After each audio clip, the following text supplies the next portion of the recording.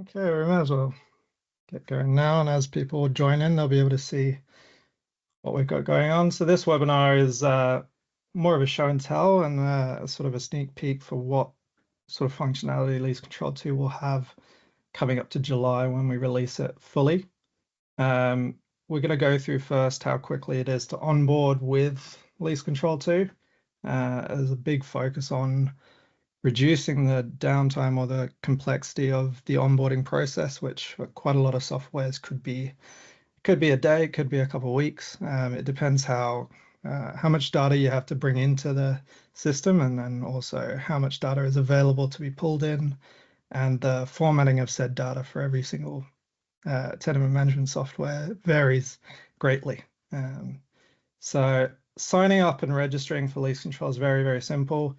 You would go through the create account process and you'd pretty much fill out all your information. It would set you a registration, and then you'd sign up for, I think, the Microsoft Authenticator app and get that all set up. And then once you've got a registration set up, we would be logging into maxgeo through the cloud or the website login. So I'm just going to take you through exactly how it would look if you were brand new to LeaseCTRL and brand spanking new to a new database. So you'd pop in your password, and this is where it would ask you to go through your authenticator app. So we have multi-factor authenticator as standard. We will have other options to authenticate, but for now, this is just what we would use. So you'd have to download the app, and then you'd have your 6-digit code that would get triggered every 30 seconds. So you'd have to pop that in just to log in. So that's sort of an extra protection against anybody else logging into your system. So the first time you log in, you'll be greeted by a lovely screen which completes the sign up stage. So any admin who sets this all up, this is this is what you need to make sure you pay attention to. So your company name could be whatever you'd like. I could call it Test Company 2. I'm going to pop in my first name and last name. Usually this is the administrator or whoever's going to be sort of managing your tenure software. You can pop in your contact number as well. And these additions, what we do in the back end is we're actually looking in our system to see if you belong anywhere.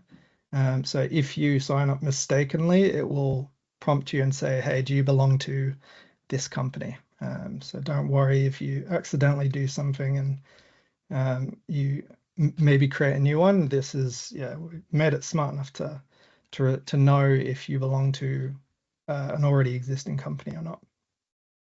So pop in your job title. I'll just say I'm the tenement manager based in Perth.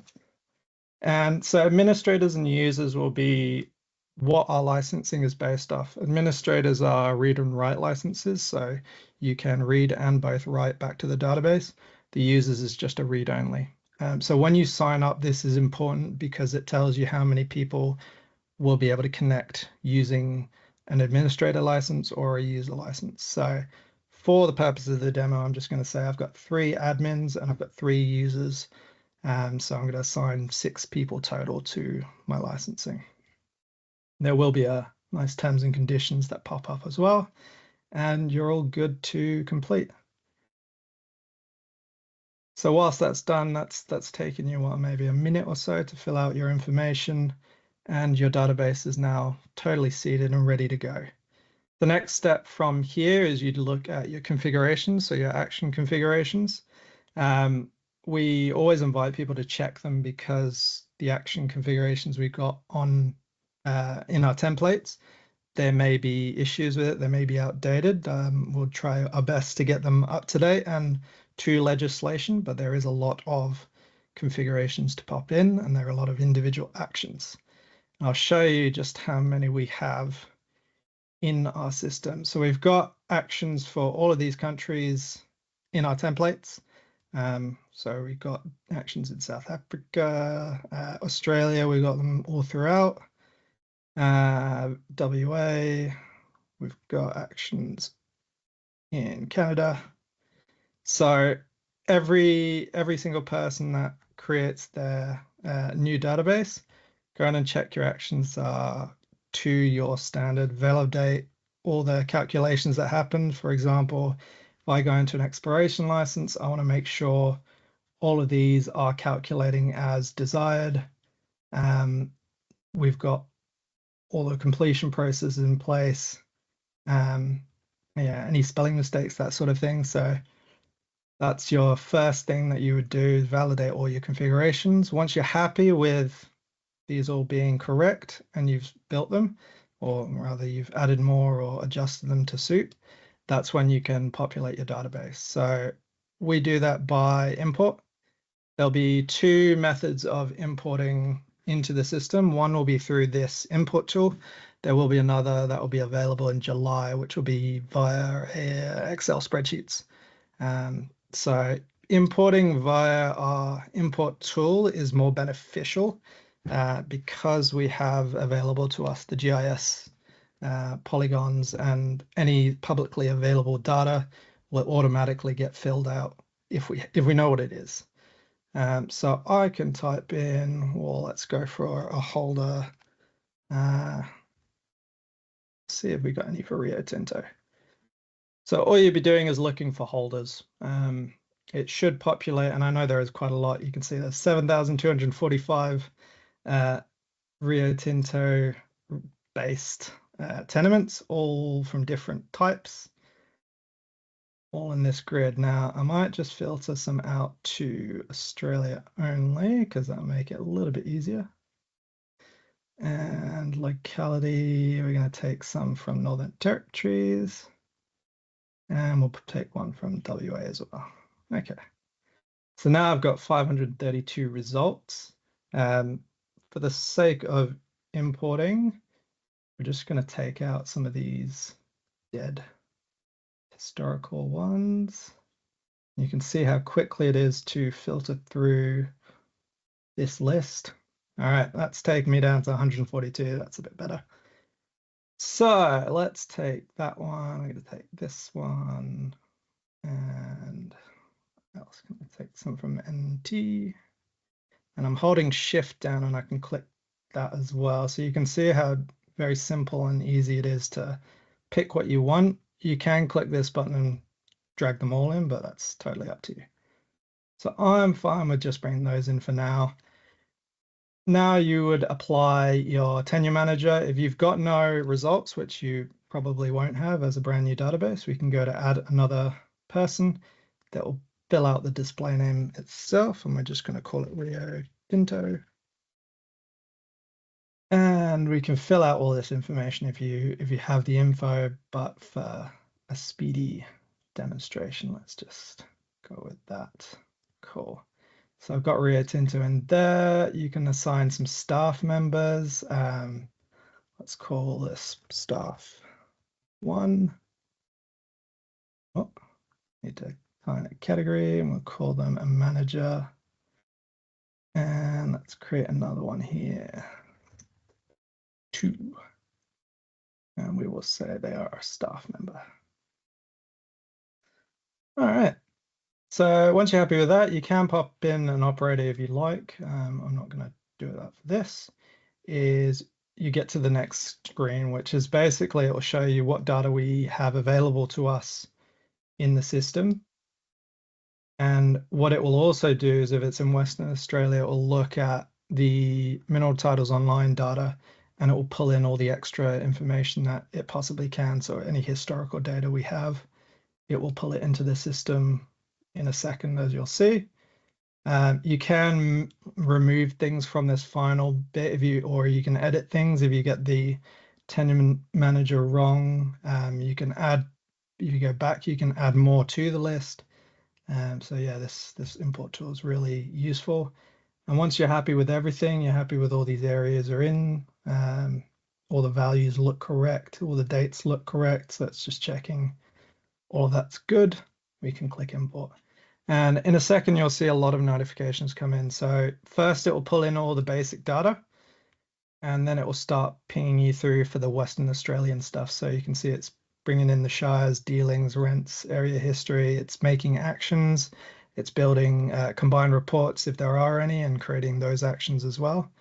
And so in all of 5 or 6 minutes, I've got a fully populated database with, albeit 10 tenements at the moment, but all of the information that I can find is in there. So if I go to actions now, I've got all my actions that are based off these tenements. I've got my combined report groups. Yeah, I've got expenditure-based actions that I can complete. And pretty much, yeah, everything's in there.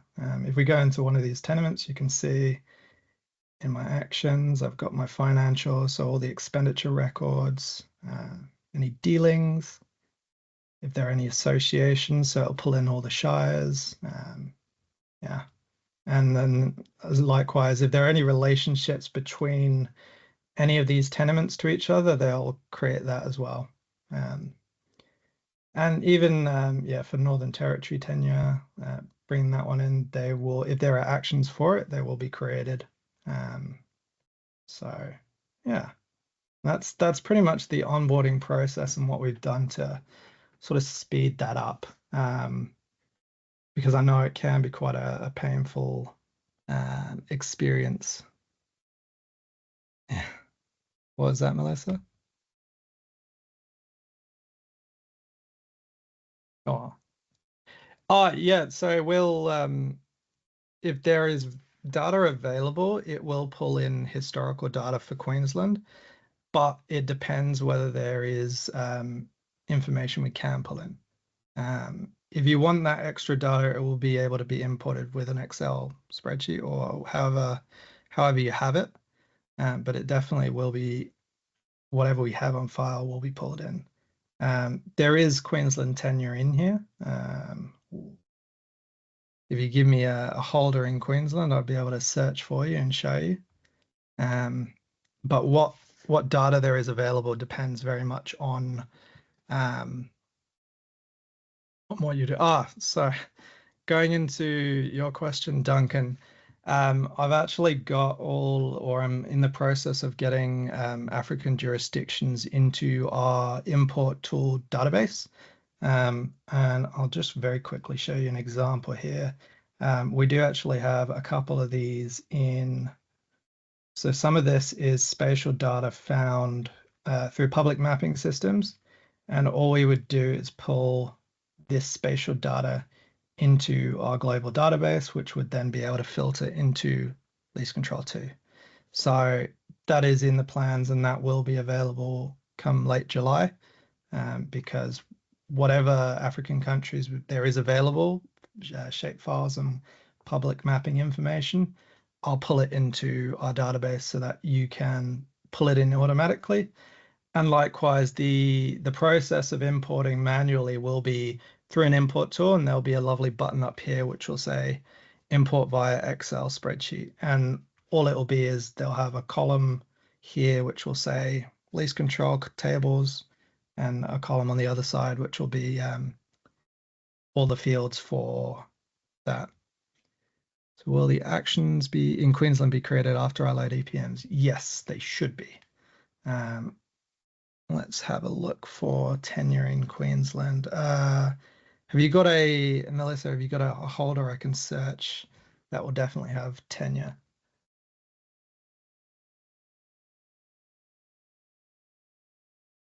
Okay. Let's have a look for Roseby.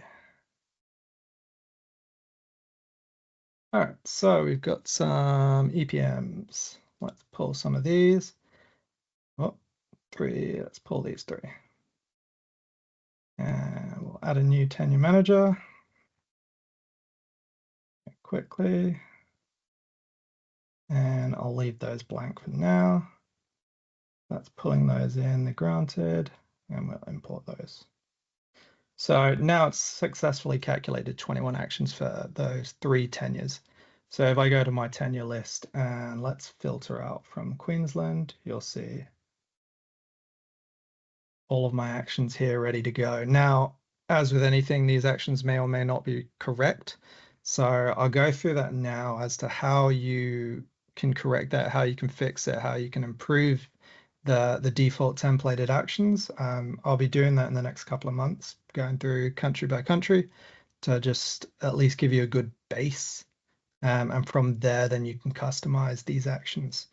Now for Queensland, if I go into Australia and then Queensland, we'll have all of the different types of license that are available.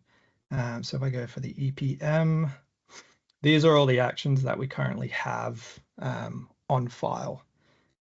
If there are more, you can add to them. If you have your own way of doing tenement management, or you have your own actions or procedures and workflows that you take or that you do, this is where you can sort of build them into and customize your own database, because all of these configurations are yours. You can manipulate them, you can modify them however you'd like. So these are, I call this as more of a template to base your company actions off, and then you would tailor them for your own self, or tailor them for your own company, your own procedures and whatnot. So let's say, for example, yeah, I've got an annual statutory action that happens every, was it 1 month after an anniversary?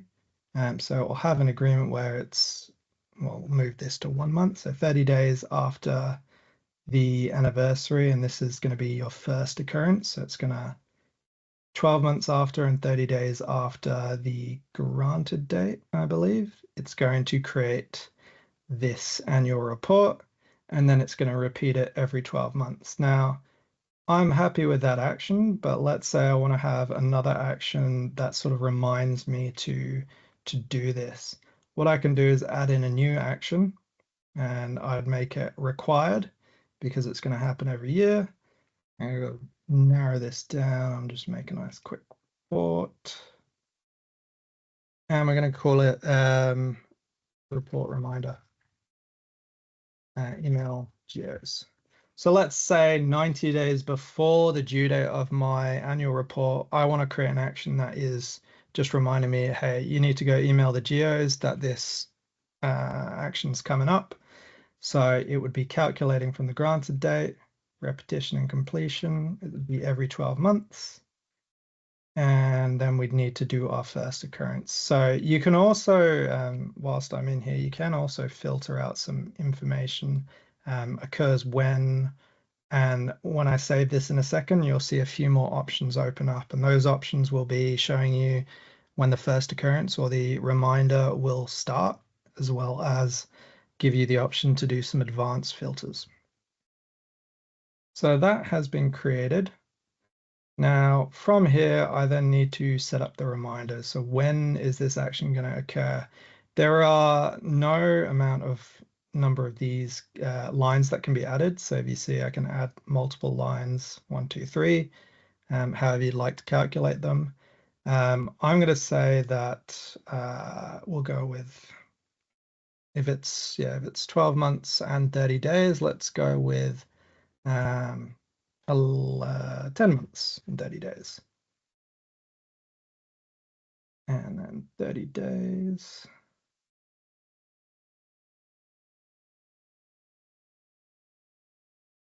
So the first occurrence of this action will be 10 months, 30 days after the granted date. And that will keep recurring every year until you turn it off, or until you remove the actual configuration itself. So now I've got two actions based on these EPMs. And once you've added it in, you just want to make sure that it's been popped in there. There you go, so refreshed. And then I'm just going to make sure that that is properly calculated. So you can see now it's made 3 actions in my action list. Now if I go back to my action list, and let's filter it by Queensland, just so we can see that. And we're looking for a description of reminder to the email the geos. So now you've got sort of your own way of building internal processes for one thing. And you can do this for all the actions that you have. You can either do it in this format where you create multiple actions, or you can do it in another format, which is to set alerts. Now, alerts are just email reminders that check every day if something has been completed or not, and whether it's been completed. And it allows you to escalate to, I mean, up the higher chain. So if something's not done a week from the due date, it will send an email to this person. If something's not done a day before the due date, it might email, let's say, everyone in the company or something chaotic like that. So you'll have a way of escalating either through actions or through alerts. Now I can set an alert on an individual item, and that is by, so just this action will have an alert if I set it on here, or I can be a bit sneaky about it, or I didn't say sneaky, a bit more smart about it, is I can set this to a configuration itself. So to the action, so that applies to every single action that is generated for that. So let's go to Queensland, to the one I just made. So now I want to create, let's go for, an expiry is a pretty critical one. So let's go with, I'm going to create an alert on an expiry. And so you can have multiple alerts. First alert I'm going to call is 90-day reminder. And that is just going to be set as 90 days before the due date or after the due date. So you can have things after, but it's not really very well used. And so for this 90-day reminder, I've got the ability to add recipients and or contact types to it. So if I want, let's say at 90 days, a specific contact to be emailed, let's say, staff member 1. So at the 90-day reminder, if one of these actions has not been completed, it will email a staff a notification. And then if I say I want to add another one onto that, and let's add another one, and we'll call it 1-day reminder. And this one's your critical one, and I want it to email a specific contact type. So if you've got, say, staff members, so any staff members it will email, or you want to go with a specific contact, say one of the big overarching boss, could be staff member 2. And what it will do is it will look at their email addresses that are in the database, and it will basically fire off an email to them in the morning. Now I've got a little example of what that email will look like. Let me just pull one up. So your email will look a little bit like this. So it'll come through and it'll have some information attached to it. I am aiming to make this a little bit smarter so that if there are multiple emails coming in, they will create a little table. But that's probably not going to be live on release in July. But this is an example of what you'd get. So you get what the information is, what the tenement is, project, any notes relating to it, and the tenure itself. So it's a really good way of sort of double backstopping anything slipping through the cracks. So I'll answer a couple of questions because I saw some flowing in there. Can you add attachments to the actions? Not at this very moment in time, but you will be in July. I do understand. So what will happen with the action completions is I'm going to make this whole screen a drag and drop box. So you'll be able to just drag a document in, it'll attach to the action, and then it will attach and create a listing. So if you're completing a tenure action, it will go and file into this documents tab here, and it will be shown. Likewise, if it's an agreement action, it will fill into this documents tab here. So yes, you will be able to attach receipts, documents, PDFs, anything you want. And not only that, is you'll be able to download them and upload them if you'd like to as well.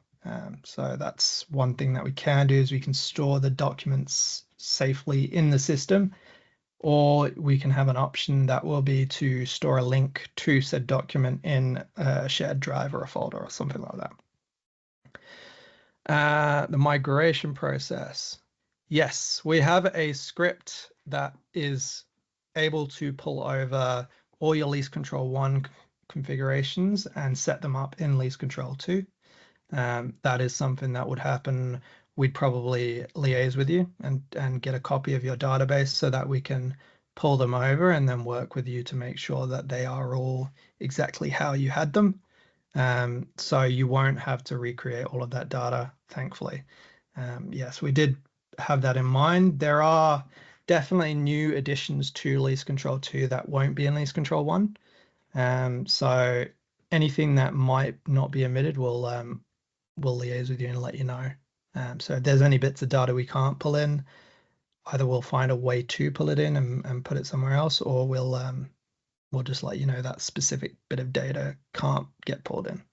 Unfortunately, with LeaseCTRL1, there was so many tables, and they were very widely used. Well, they were very not very often used by one company and then often used by another. So it's very chaotic as to how to make something very central and very widely used by everyone, while also not catering too much to one state. If that makes sense. And Juanita, yes, you can lock in your date format. So at the moment, the date formatting is based off what is in your browser locale. So if your browser locale was set to something else, I believe it would. Let's see if I can change it here.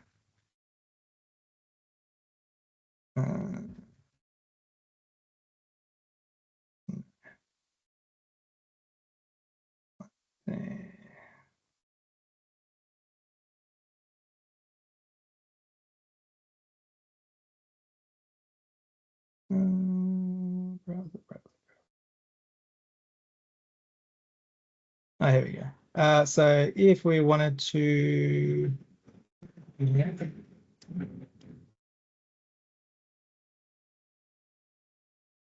language, there we go. So if I wanted to make this the ideal language, it would then format all my dates in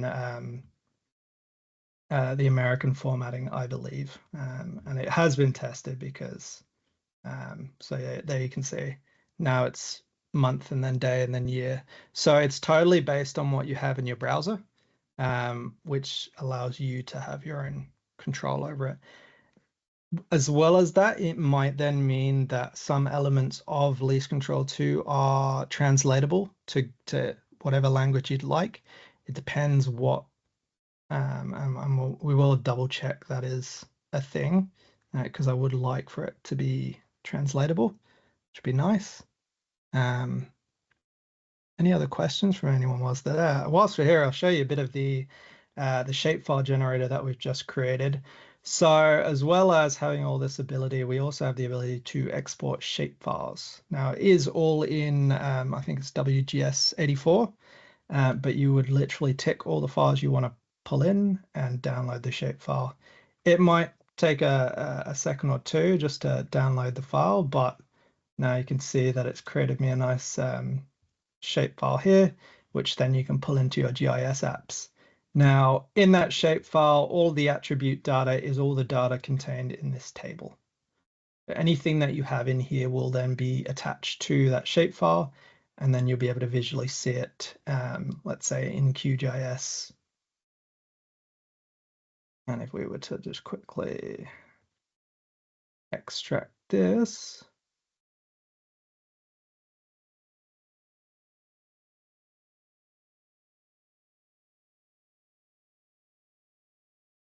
and let's pull this into, so there you go, you can see some tenure coming in here. And let's just go to your attribute table just so you can see what's coming in. So anything that you have in your system come across in here, which is pretty cool. It's a nice little function. We're working on getting multiple formats of the shapefile, whether it's KML, KMZ. That will be coming as well in the next couple of months, I would say. So that was just a little bit of a quick walkthrough of LeaseCTRL2. If you did want to book in a demo or anything, please let us know.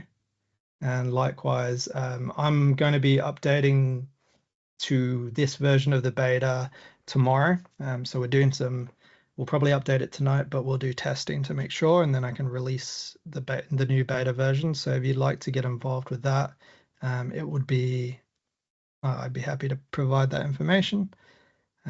Before we finish it off, I'm happy to answer questions for the last however long. So if anyone's got any more questions, if you want to see anything else, let me know.